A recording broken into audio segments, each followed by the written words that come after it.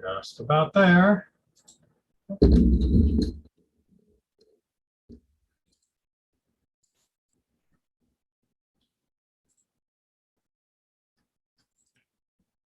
All right, let's move that over there.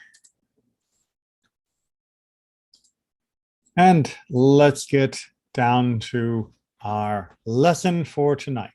So first of all, just right off the bat, and I'll try to remember to say this again at the end, this will actually be the last lesson for our study in the year 5781.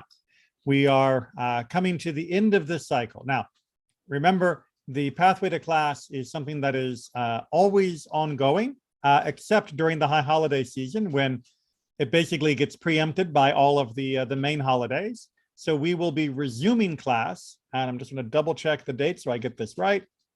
We'll be resuming class after the end of the high holidays, which means on September 30th. So we'll be back to class on September 30th and get everything underway at that point. Again, same link, 6 o'clock. If anything changes, look for an email from Temple Israel. If you're not signed up for Temple Israel emails, please contact our office to get on the email list. So that way you can get any updates about this class and everything else. But as far as I know, we'll be back with the same channel, same time. But tonight will be the last before we have that break, because there's just a lot going on during the month of Tishrei, the month of celebrating the high holidays, and much of that is happening midweek this year in particular. So there wouldn't be many Thursdays where it would be an option in any event. So please make sure that you are coming to services. If you need tickets to come, please contact the office. Be great to have you there to celebrate the high holidays with us.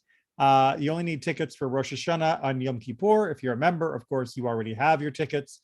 If you're coming for Sukkot or Simchat Torah, you don't need tickets for that. We just need RSVPs for the other in order to make sure that we have proper control of the room for both safety as well as health when it's our most crowded time of the year. So tonight, however, we're going to talk about something that we get to do every week, and that is welcoming Shabbat. We talked a little bit in our Shabbat segment a few weeks ago about many of the home rituals and personal rituals of how we celebrate Shabbat. But for tonight, we're going to look at how we celebrate Shabbat together, meaning with our Tefillot, with our prayers. Now, if you can't be there together or log into our live stream, you are certainly welcome to do Shabbat on your own. Sometimes it's the only way that you can do Shabbat, especially if you're traveling or under those kinds of circumstances. But obviously, it's best to either be with the community or linked to the community in some way. In any case, the service remains the same. And we're going to go through the different parts of the service, why they are what they are, and how we do them. So there was a structure for our Friday night service, just like every other service. The reason that our prayer book is called a Siddur is because it is literally an ordering. There is an order, a structure, an order that spiritually, emotionally, we move through different steps and phases so that we can connect most powerfully to everything that we hope we will be able to experience during this moment. Just like a good exercise regime has warm-up and the main intensity and a cool down, so too all of our services.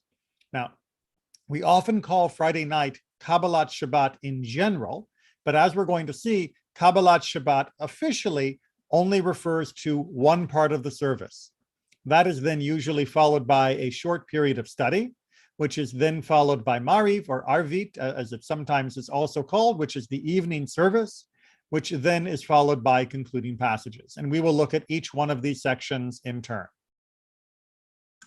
So Kabbalat Shabbat is based around the idea of literally engaging in Kabbalat Shabbat, the welcoming of Shabbat. The literal translation of Kabbalat Shabbat is that we are welcoming Shabbat.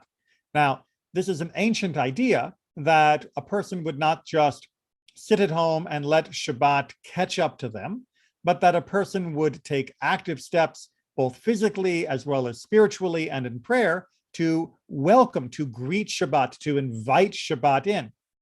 Now, That is a very ancient idea. It's found in the Talmud and even earlier. But in the Middle Ages, the community, in particular the community of Tzvat and the community that was part of the Sephardim diaspora that had left during the Spanish expulsion, they began to create new rituals, new poems that would be done in prior to our Arvit service, the Mariv service, the required evening service. Before this began, there was no commonly accepted practice. It would just be you'd start with Psalm 92 and Psalm 93, and then boom, you were to Baruch and on into the service. We'll go through that in a minute. But during the Middle Ages, especially with the anguish of the Spanish diaspora after the Inquisition began, the communities began to want additional feelings of joy and anticipation. Shabbat became even more essential as this island of peace in the world that was in upheaval, and which would continue in many parts of our communities to get worse over the centuries. So Kabbalat Shabbat became a very welcome component to how we would begin our Shabbat service. Now, the current structure of Kabbalat Shabbat, as it has evolved over the ages, will include certain common elements. Not all of these are common in or are found in every community, but I'll give you the elements that are often found in our community. The first is Shalom Aleichem. We'll talk about that in detail, but many communities do this in the sanctuary. Many others will do it only as a home ritual, but both are perfectly fine. Yedid Nefesh, beautiful poem. The Psalms that reach from Psalm 95 through Psalm 99. Psalm 29, Lecha Dodi, beautiful poem, followed by Psalms 92 and 93. So let's look at this structure of Kabbalat Shabbat. So we start with the idea of Shalom Aleichem. Now, Shalom Aleichem is a beautiful song, very easy to learn because the words are very repetitive, which is a good way to start. It's based on an idea that is talked about in the Talmud on Shabbat, in the Masechet Shabbat 119b, which talks about the idea of two angels, two malachim, that are following a person home from services. This is based off the idea that a person would be at services, and then as they came home, they would have Shabbat dinner after services. And these two emissaries are there with you. And if Shabbat has been prepared well, meaning you come home and everything looks nice, then the good angel says, aha, may the next Shabbat be like this. And the bad angel has to say, amen. If Shabbat is not done well, then the roles are reversed, meaning the bad angel says, well, I hope this is what next week looks like too. And the good angel has to agree. Now, you might be wondering, what is good and bad angels here? Well, this is a metaphor for the way that we prepare one week will prepare us for the following week as well. That there is a inertia that comes from our celebration of Shabbat and an inertia that comes from our negligence of Shabbat. If a person makes Shabbat well, they will be able to feel the benefit of Shabbat, both spiritually and physically and emotionally. And that will make them more eager, more inclined, and more willing to prepare for Shabbat for the following week. On the other hand, if a person comes into Shabbat having made no preparations, Shabbat will often feel almost burdensome to them, an interruption of all of their activities and work, and they will not be very eager for Shabbat the following week. And that means Shabbat will begin to lose its power over them. It will not have the charm that it is supposed to have to benefit them. They will miss out, but as they miss out, they will come to neglect Shabbat more and more. Now, you can always turn this around, but of course, once inertia gets going, it takes more effort to turn it around. So the best thing to do, of course, is prepare each Shabbat well, and then that will keep the momentum going. Now, the song Shalom Aleichem, if you'll give me just a second, where's my stored text? Here we go. And I think I need to hit new share or else you're not going to see the new one. That's right. Can be found right here on Sefaria. It's not in the PDF I'm going to be using from our Sidur, but I wanted to make sure you could see the text because I'm going to sing the first two stanzas. The other two follow the same pattern, and in the interest of time, I'm not going to be singing all of them. So this is the most common melody that goes with it. Shalom Aleichem, Malachi Hasharet, Malachi Elyon, Mi Melech Malchei Hamlachim, HaKadosh Baruch Hu. Boachem l'shalom, Malachi Hashalom, Malachi Elyon, Mi Melech Malchei Hamlachim HaKadosh Baruch Hu. And the melody continues for the next two stanzas. And as you'll notice, it's only the first word of each of the stanzas. It's the first word of each of the stanzas that keeps changing, apart from the very first one where we welcome the Malachi Hasharet. We welcome the angels that are ministering. And then from there on, we welcome the angels of peace, because of course, peace is our primary concern. Any questions or comments on Shalom Aleichem before we switch back to our other screen and on to our next part of Kabbalat Shabbat? Okay, so we then turn to Yedid Nefesh. Now, Yedid Nefesh is a beautiful poem. It was written sometime in the 16th century by Rabbi Elazar Azikri. And this poem expresses a deep longing that we have for connection with God. It is a beautiful, passionate love poem between us and God. Now, there are different versions found in other Siddurim. There are changes that were made by some of the later editors in order to defeminize some of the language. However, the version that we have in our Siddur is based on a manuscript by the original rabbi, and it's even written in his own original handwriting. And since there was nothing wrong with the feminization of this particular relationship, there's often a lot of feminization of our relationship between us and God, and of course of Shabbat itself. The conservative movement prefers to use the original version as it came down. And I'm just going to do another share of that. And this time it will be coming from Siddur Lev Shalem. Before I give you the version of how this sounds, I want to point out just a few little things about Siddur Lev Shalem. This Siddur is, I think, one of the nicest Siddurim that are out there, not just because it's written by the conservative movement, but because in addition to the Hebrew and a clear English text, there is also commentary on the right-hand page, which gives you insights into different parts of why this particular prayer was said or why the language within that prayer was chosen. And then on the left-hand side, there are usually additional texts and thoughts, meditations, poems that will echo the same theme. And oftentimes, if someone is having trouble with the original content of connecting and understanding the poetry and the imagery, the emotions that are attempted to come through from the traditional text, one of the side texts will help make it a lot clearer. And then you can begin to tap into the emotion that is there. So again, I'm just going to sing the first stanza of Yedid Nefesh. The other stanzas follow the same melody pattern.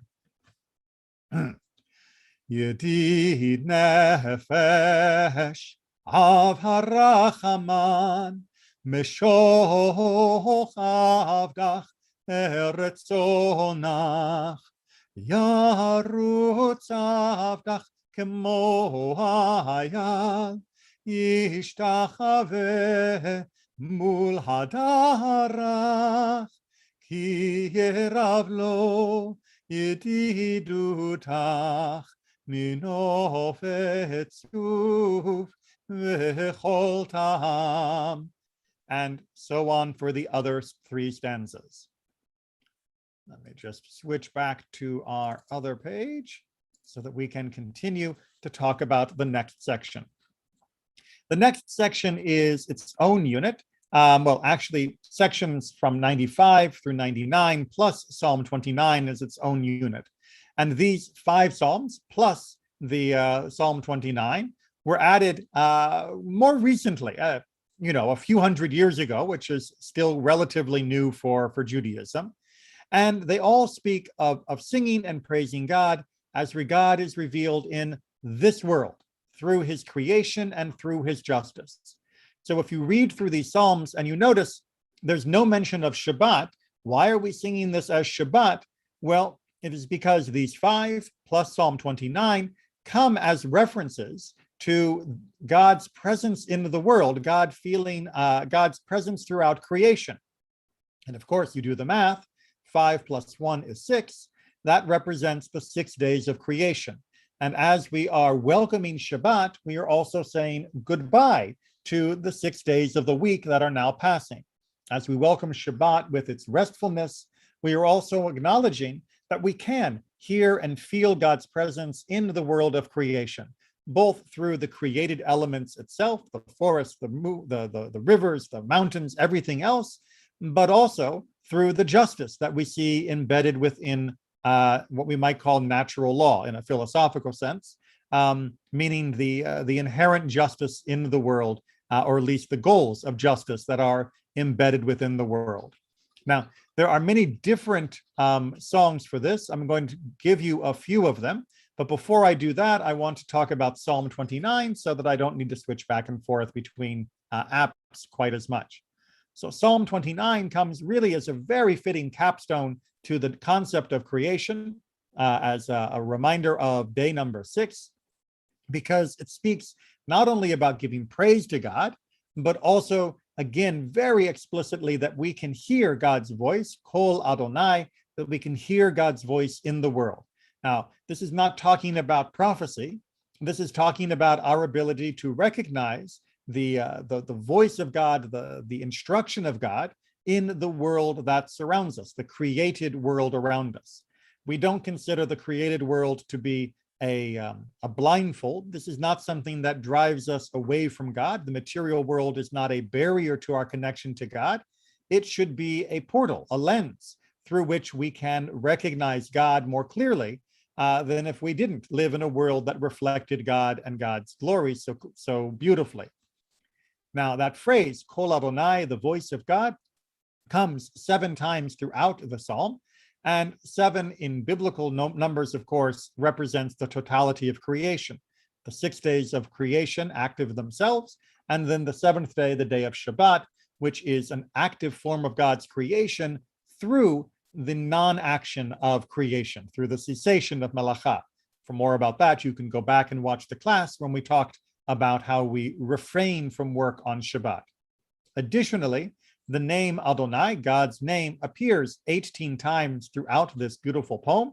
And that, of course, represents in the number system of Hebrew a chet and a yud, which is chai, which is life. And of course, the world is a beautiful place of life, and it is where we attain our life and our life in the world to come.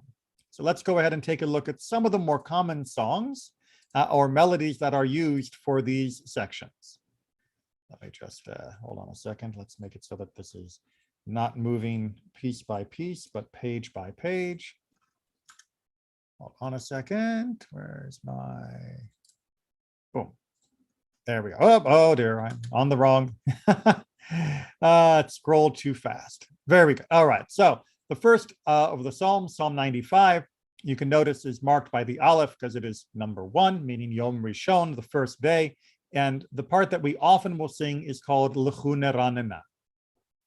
Lechu Neranena, Lechu Neranena, Lechu Neranena l'Adonai. Lechu Neranena, Lechu Neranena, Lechu Neranena l'Adonai. Nariha, Nariha, Letzur Yishenu, Nekadma Fanav B'toda. Nariha, Nariha, Letzur Yishenu, Bizmirot Nariha lo. Lechu Neranena, Lechu Neranena, Lechu Neranena l'Adonai. Lechu Neranena, Lechu Neranena, Lechu Neranena l'Adonai. We then usually will continue with the psalm privately. This is a common form in Jewish prayer where we come together to sing part, but then we meditate individually in private reflection. As I mentioned in other sections about prayer, our private reflections are not silent reflections. We still should be saying the words in either the Hebrew or the English, or whichever language is most comfortable and understandable to you. But we do it in a way that is audible only for ourselves, rather than distracting for the other people during the service. This gives us a chance for moving at our own speed and experiencing the ideas that occur to us in our own reflections. Now, I'm not going to do this for all of the Psalms, but the Shaliach Tzibor, the service leader, will often do the end and beginning of different sections in the traditional nusach, the traditional melody patterns, as a way of signaling to the group of where he or she is. This way, people can know, maybe I need to catch up because we're about to do something that we need to do together, or maybe I can slow down and take a little more time because other people are still working. It's just kind of a little reminder. And the melody, as you'll see, is meant to be reflective of the mood of the day, of a very gentle and relaxing style. Arba'im shana akut bedor, va'omar am to'e levavhem, vehem lo yadu derachai, asher nishbati ve'api, im yevo'un el menuchati. And that same melody pattern can be used to begin a psalm as well. Shiru l'Adonai shir chadash, shiru l'Adonai kol haaretz, shiru l'Adonai baruch hu shemo, basru miyom leyom yeshuato. And then trailing off in the louder form so that people can be on their own private reflections. There is a melody for this entire Psalm 96, the second psalm, but I'm not going to sing that version. You can go back and check some of the older recordings of our services if you're interested. But instead, I'm going to do the shorter version, which comes near the end, which focuses on Yismechu. Yismechu hashamayim, hashamayim, Yismechu hashamayim, hashamayim, Yismechu hashamayim, v'tagel haaretz. Yiram hayam, yiram hayam, yiram hayam elo, yiram hayam, yiram hayam, yiram hayam elo. And then you might go back and sing the first line again, or continue to the end using the concluding nusach, the concluding melody set. Psalm 97, again, we can begin with the melody, the common melody, but its most common standout song is taken from near the end on page 16 of Lev Shalem, on the fourth and third lines from the end, reflecting on the idea that there is light that has been planted, sown, if you will, into the field of the earth, waiting to come out and to give happiness and gladness to those that are righteous and of good heart. Or zarua latzadik urishrei lev simcha. Or zarua latzadik urishrei lev simcha. Or zarua latzadik urishrei lev simcha. Urishrei lev simcha. Or zarua latzadik urishrei lev simcha. Urishrei lev simcha. And then one might go back and repeat the additional melody block or move on through the conclusion.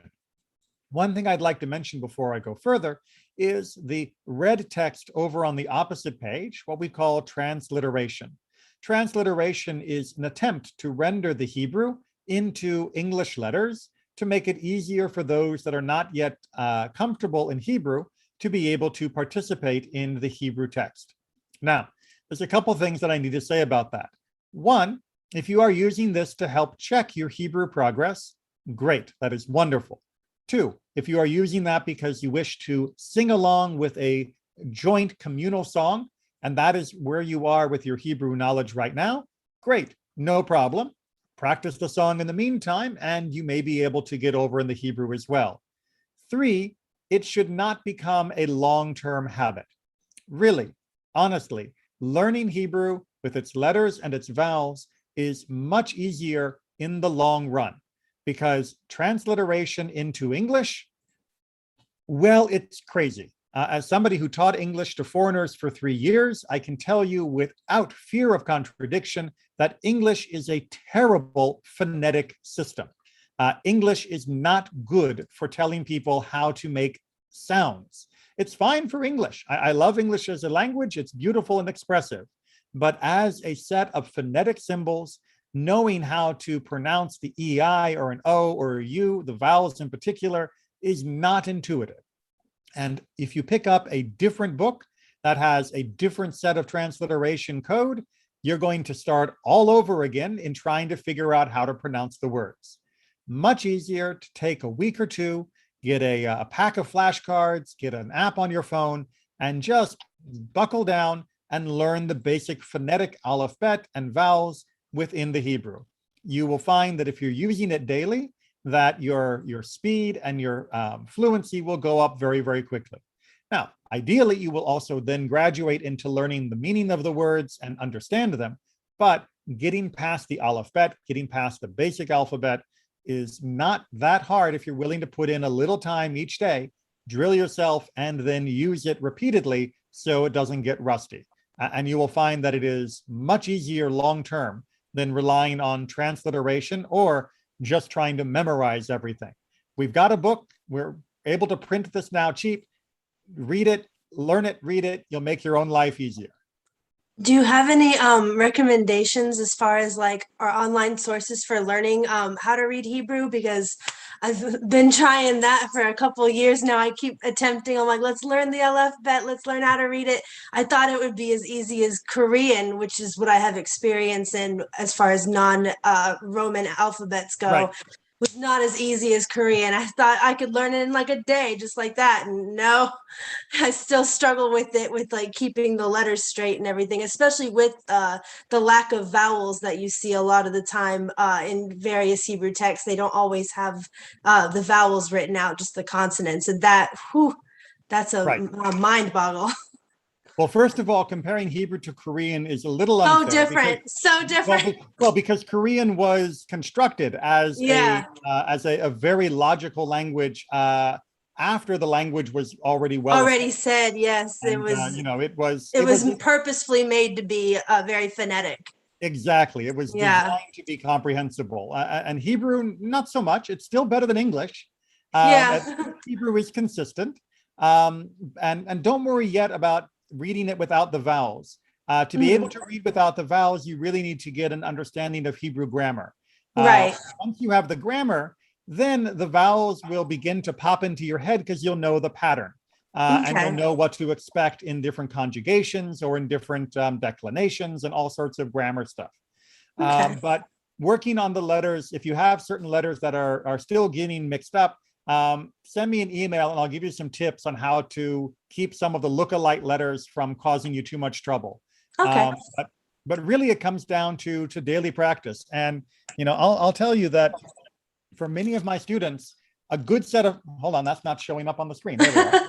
A good set of flashcards really is physical and tactile, and that got to keep it in front of my face, otherwise you won't see it. A good tactile way of doing it. You can isolate the ones that you're struggling with. You can put the vowels together with the cards underneath, and that lets you actually begin to progress into reading. But I'll be happy to send an email to anyone who asks with more tips on how to get that basic Hebrew literacy off the ground. Because once it's up and running, then it can be maintained and just get faster and faster. And then, Right. like graduating into comprehension becomes a lot more attainable. So yeah, if you've got some specific questions, let me know, and I'll be happy to share some tips. Okay. Thank you. All right, let's go ahead and move on to Psalm 98. Psalm 98 is continuing as our fourth psalm for expressing our joy at the week that we are leaving behind. There aren't any particular melodies that our congregation usually uses for this psalm. It's one of the reasons why I often do this one in English, because it makes it, we're not taking away a song that everyone knows and loves by going into the English. Plus, the English is very beautiful too. Psalm 99 is our fifth psalm. You can see they've gone in sequence. And the usual part that we sing is the very end of this psalm on page 20. And we use a melody that was put together by Craig Taubman, and it goes like this. Romemu Adonai Eloheinu vehishtachavu lehar kodsho. Romemu Adonai Eloheinu vehishtachavu lehar kodsho. Ki kadosh Adonai Eloheinu romemu. Ki kadosh Adonai Eloheinu romemu. And then you can repeat as you wish, which sets us up for Psalm 29. Like I said, our sixth psalm, as you can see, marked with the Vav, the sixth letter in the Hebrew number system. And this is for the Friday, the final day of creation. I'm not going to sing the entire psalm. Again, I'm just going to use the standard melody for the opening, and that will give you an idea because the melody pattern does repeat. There's two different melodies. One we usually use on Saturday for Torah service, one we use on Friday, and I sometimes get them confused and I'm not doing them in context. Mizmor leDavid, havu l'Adonai b'nei Elim, havu l'Adonai kavod va'oz, havu l'Adonai kevod shmo, ishtachavu l'Adonai behadrat kodesh. Kol Adonai al hamayim el hakavod im, Adonai al mayim rabim. And then the melody will continue for the remaining sections, just redoing that bar of music. Okay, which brings us now back to our other slide section, back to Lecha Dodi. Now, Lecha Dodi is a poem. It's not found in the Bible or any other part of classical rabbinic literature. It was written in the 1500s by someone named Shlomo Alkabetz. We know it was written by him because he wrote his name into the poem. The first letter of each stanza spells out his name, Shlomo Halevi. So he wanted to make sure that his authorship was there. Now, this is a reworking of many biblical phrases, many of which are taken from Isaiah, many of which are taken from the sections of Isaiah that we're reading during this time between Tisha B'Av and Rosh Hashanah, when we are reading Haftarot of consolation. So it is meant to be very inspiring. It is meant to recall themes of redemption, and it is meant to make us feel of Shabbat as though it is a taste of what the world redemption will be like, and to see Shabbat coming as a bride, as this source of ultimate joy. At the very end, we rise and face to the entrance in a symbolic act of greeting the bride, as though there was a physical Shabbat bride walking into the room at that moment. We turn back to our Siddur. You can see the Lecha Dodi goes from 23, 24, and 25. And like I said, you can see Shlomo Halevi as his name is written into the poem. I'm just going to sing a very common melody for the first stanza so you get a feel for it. Lecha Dodi likrat kala, Pnei Shabbat nekavla, Lecha Dodi likrat kala. Excuse me. Pnei Shabbat nekavla, Shahamor v'zachor b'dibur echad, Hishmi anu el hamiuchad, Adonai echad u'shemo echad, L'shemo tiferet v'litila. And then, as you can see, we go through each of the stanzas. Oftentimes, you will have different congregations do the first ones, the last ones, all of them, every other one. Really, we can have multiple options, as this is a poem. There is no requirement to sing every word of it.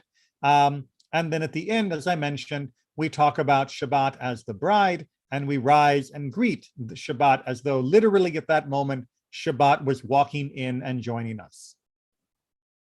And let's bounce back to my other page. Which brings us now to where we actually are doing things that are more required. Psalm 92 is considered to be the psalm for Shabbat, and we do this at the beginning of our official Shabbat service. Now, it's going to seem odd because apart from the title, Shabbat 92 doesn't actually, Psalm 92 doesn't mention Shabbat.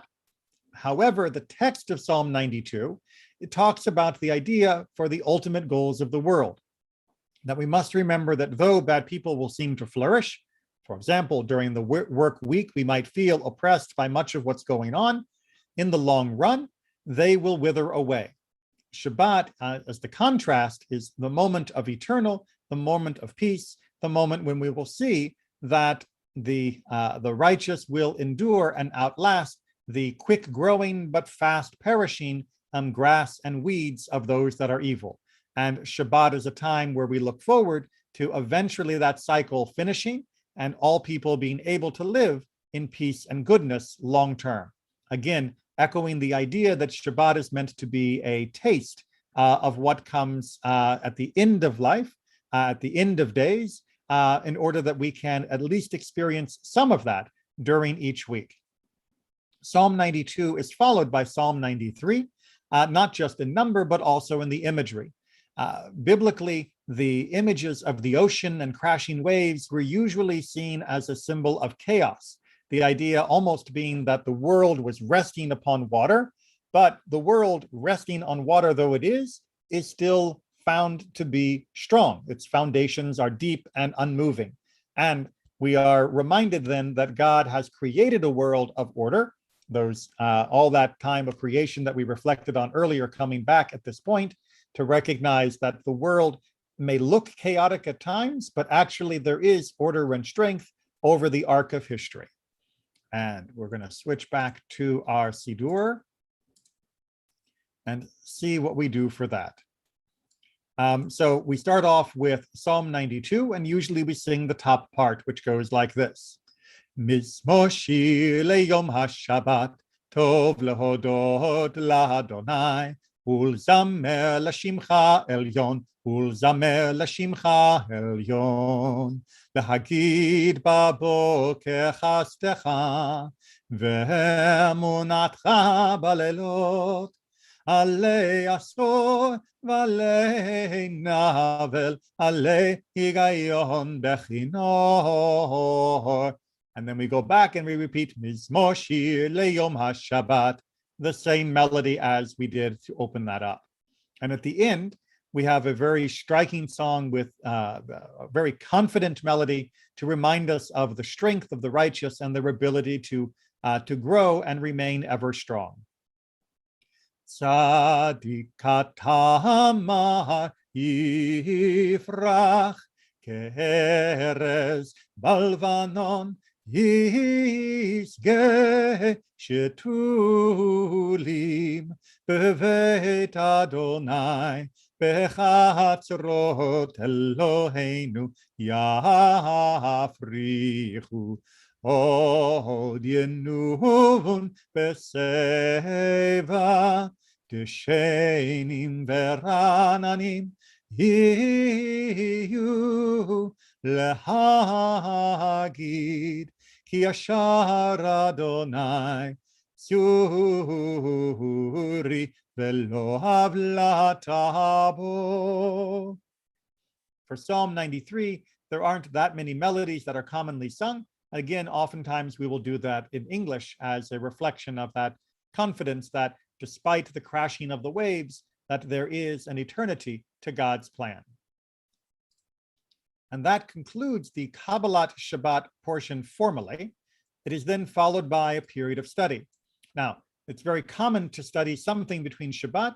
The most common traditionally used to be a reflection on what we used to light our Shabbat lights. However, it is also common to have sermons or other study done at this point, and that is the custom at Temple Israel. This provides a break between our spiritual preparation for the welcoming of Shabbat and the actual experience of Shabbat, and reminding us that really all of this is stitched together through our understanding our study and reflection of Torah. All right, before we continue, I just need to lubricate the voice as we are preparing for the next section. So we are now moving into the completely obligatory section of our prayers, what's known as that which is a chiyuv, an obligation. And it's called Mariv or Arvit or the evening service. And all of those names are perfectly fine. Now, the evening service is very similar between Friday night and Tuesday night or Thursday or Wednesday or any other night of the week. The basic themes remain the same. We see on the first page after the Baruch Hu that we have Ma'ariv Aravim, the main prayer, which reflects on the change of night to day. And it reminds us that that change, including darkness, is a part of creation, and we are not upset about that. The prayer which follows is called Ahavat Olam, and just like we see in every other prayer service, that this goes along with the idea of celebrating God's love that was shown through his gift of Torah.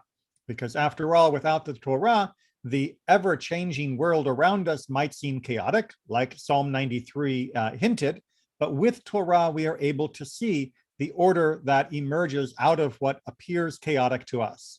And that is a sense of joy that we can have and of understanding, of meaning and purpose.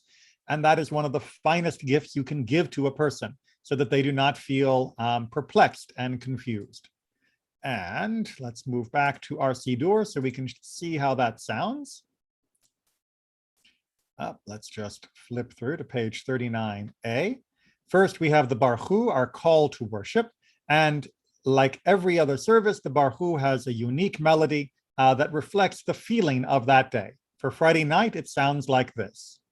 Baruch Hu et Adonai hamevorach, to which the congregation responds, Baruch Adonai hamevorach leolam vahed. And then the leader repeats, Baruch Adonai hamevorach leolam vahed. And you may have noticed we've switched melody patterns from Kabbalat Shabbat. We have moved into the Arvit, the Mariv melody pattern, which is still very almost lullabyish, very kind and gentle, keeping with that feeling of Friday night. At the bottom of the page, we sing the conclusion to Ma'ariv Aravim as well. Uma'avir yom u'mehevi laila, umavdil bein yom u'vein laila, Adonai tziva'ot shemo, el chai v'kayam, tamidim lo chaleinu le'olam vahed. Baruch atah Adonai, Hamariv Aravim. Ahavat Olam is found on page 40, and it sounds like this in the most common melody. Ahavat Olam Beit Yisrael Amcha Ahavta Torah u'mitzvot chukim u'mishpatim otanu limadeta.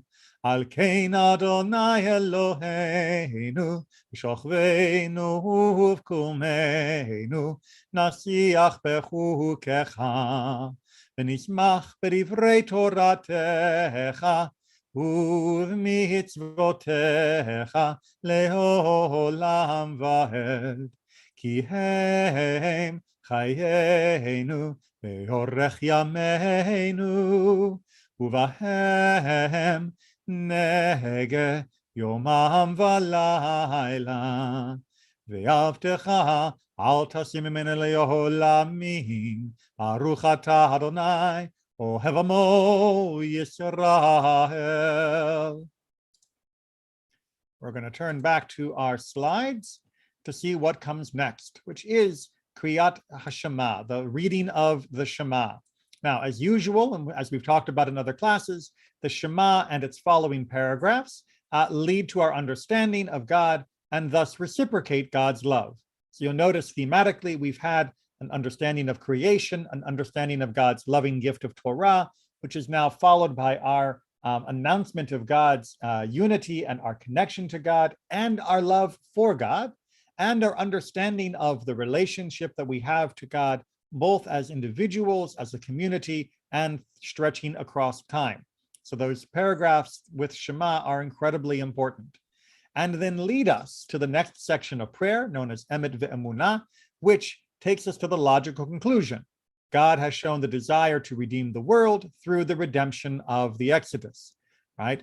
Creation plus Torah plus our understanding and reciprocity leads to a redemption. And we know that this is God's goal because of the pattern of Exodus that we saw in the ancient past. So this then leads us into the final section of our service called the Hashkivenu. The Hashkivenu is the fourth blessing, which comes in the evening service. And it reminds us that, yes, there is night and darkness. We know that this is normal, but we also know that at night we can be more alert for danger. We can be more on edge. We can have more doubts and fears creep into our thoughts. And so we put a special blessing for peace at the time of the evening. And let's go ahead and just take a look at those sections in our Sidurim. And there's Kriyat Shema, followed by its blessings through page 42. And notice that the final word of the last paragraph of the paragraphs of Shema, Emet, is taken and used to join to the first word of the next blessing. So it becomes Emet Ve'emunah. True and faithful is all of this, and so on we go on. As far as what we actually sing, we continue on page 44 with the following. Umalchuto b'ratzon kiblu alehem, Moshe u'Miriam u'bnei Yisrael cha'anuhu shira, Simcha rabba v'amru chulam, Mi chamocha ba'elim Adonai, Mi kamocha nedar b'kodesh.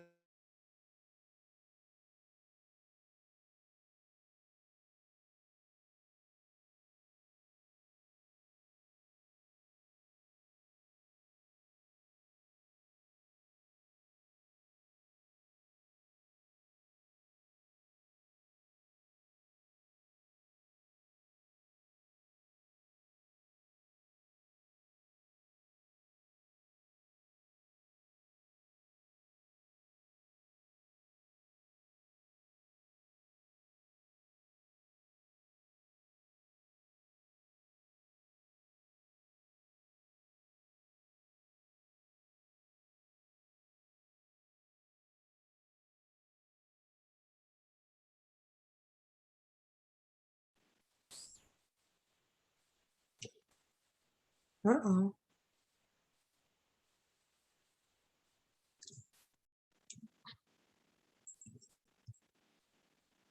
He froze. Yeah, I don't know if he's aware of it.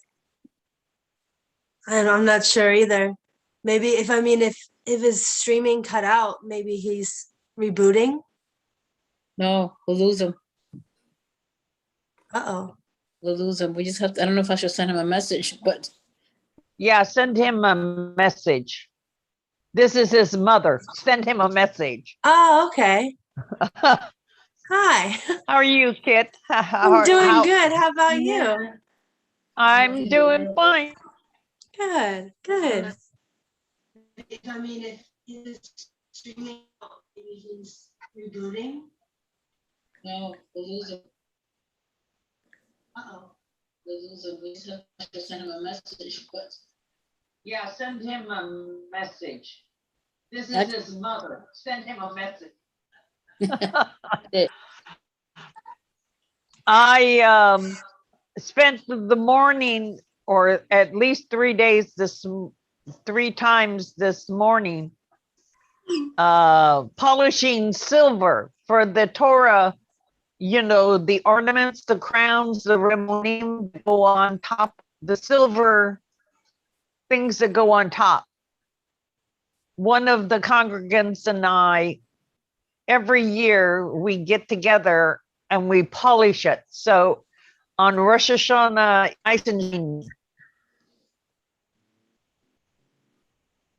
it's a fun. Oh, I think the audio's we- cutting out. The audio's cutting out for you too. Oh, Yeah, okay. Can you hear me now? I can now. Yes. No, we- You were talking about the congregants? We polish the silver. Yes. before the high holy days. It's seemingly a functional thing to do, but very inspiring. Oh, yes. Honestly, in a lot of ways, I think that taking the time to do things like polishing silver, anything that's helping prepare for something important, it's like it's good work. It's like work that's fulfilling on the inside. It's something that doesn't feel Right. like a chore. It's like whenever, Right. or just like when you're cleaning your house on a day where like you really know it needs to get done, but it doesn't feel bad because you're working towards that, like that goal of having it be really nice. I like that kind of a feeling. Yeah. I think I'm Oh, reconnected. there he Oh, is. he's back! Yay! Thank you guys for continuing the conversation in my absence. That's excellent. So let me just go ahead and get our screen back up to share. I'm not 100% sure where I left off, where the connection dropped. Hopefully you heard that I was reminding that you can find recordings of all of our different prayers and songs on our website, tiflorida.org, under audio of services, which will be sung by Debbie Mighton in her beautiful voice, which is much, much nicer and stronger than mine. So if you're looking for a really good version to work with, please check that out. All right, we've only got a few minutes left now. Thank you very much, Internet. So let's go ahead and see what we can do in our last few minutes. So we continue with the Vishamru. The Vishamru is taken from Exodus 31. And again, I should probably point out, if I haven't already this time, that much of the language that's found in the different prayers of our service is derived from either direct quotes or paraphrasing themes that are found throughout the Torah and the rest of the Tanakh, the rest of the Bible. You don't always see footnotes to this effect, but it's actually a lot of biblical phrasing. Vishamru is not just biblical phrasing, it is a full quote. And it is celebrating that unique link that exists between us and God that is found in Shabbat itself. The specific language is that it is an ot, it is a sign of our link between us and between God. And it is sung, but I'm not going to sing it now because I'm getting a little worried about my time since I lost those few minutes. So again, you can check that out on the website for the common melody.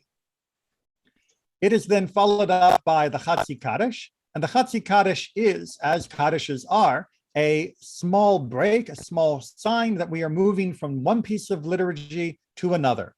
Now, in this particular case, it comes between the two obligations, the obligation of Shema and its blessings, what we call Arvit, and then the Tefillah of the Amidah, the prayers that begin in the next section. Now, the prayers in evening for the Amidah are done privately. In the morning or afternoon service, they are done out loud, or done privately and out loud as a combination. In the morning, you'll also find that there is no pause between the Shema and its blessings and the Amidah. That is because it is ideal to move from one to the other with no pause. There isn't that same teaching with regards to the evening, and so we mark the transition with the Chatzi Kaddish. This is not an issue with the Mincha afternoon service because there is no Shema and blessing as part of the prelude. We are only asked to do Shema twice a day, when we rise and sleep, and what is only in the morning and evening service that we have particular idea. So we follow with the Amidah, someone asked if I can repeat the melodies again.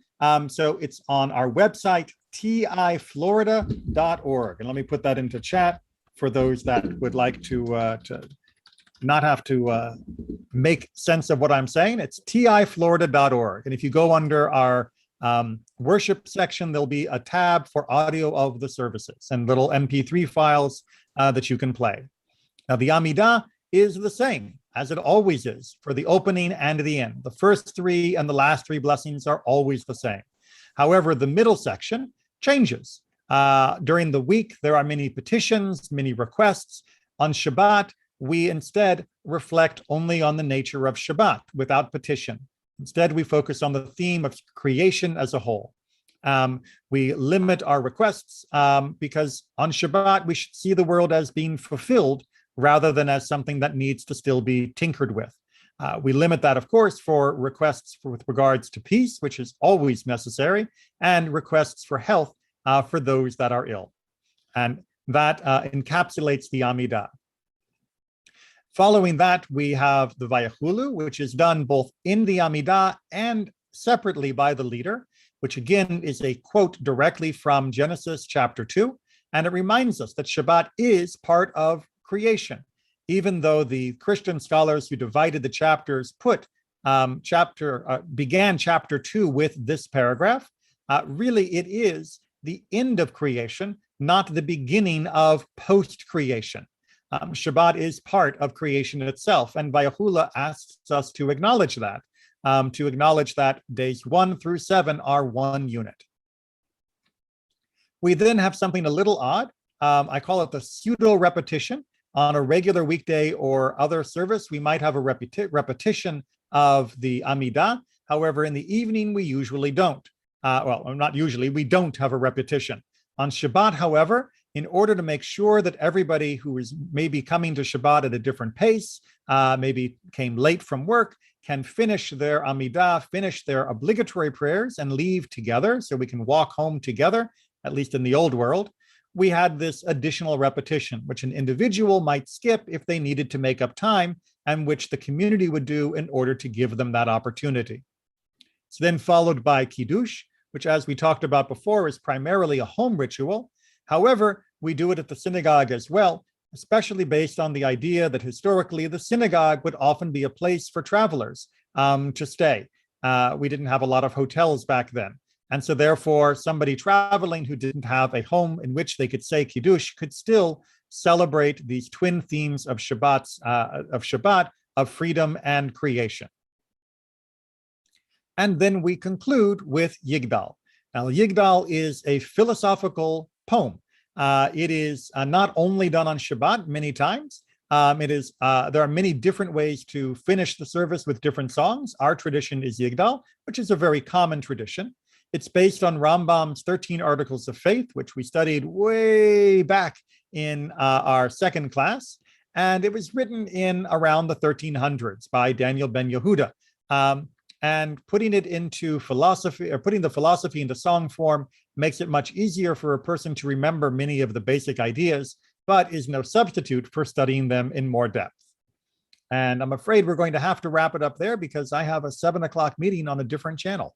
So we're going to finish for tonight. I apologize again for the internet interruption. And I remind everybody that we will be resuming Pathway to Judaism with episode number 1 of the year 5782, beginning in September 30th, the last Thursday of September. And we will start over again from the beginning. Just like we start over reading the Torah each year, we start over this class each year. I always tweak the lessons a little bit, but this way people can jump into their studies of Judaism whenever they happen to have the time. And don't worry, if you weren't here to begin last year, now you'll catch up. And by the time we get back to these lessons that you have seen, you'll feel like the wise old student who already knows this. So take care, everyone, and Shana Tova. If I don't see you before we have Rosh Hashanah, have a wonderful new year. Remember, I hope you'll be able to celebrate it with us at Temple Israel. Call the office for more information about making that happen. Take care.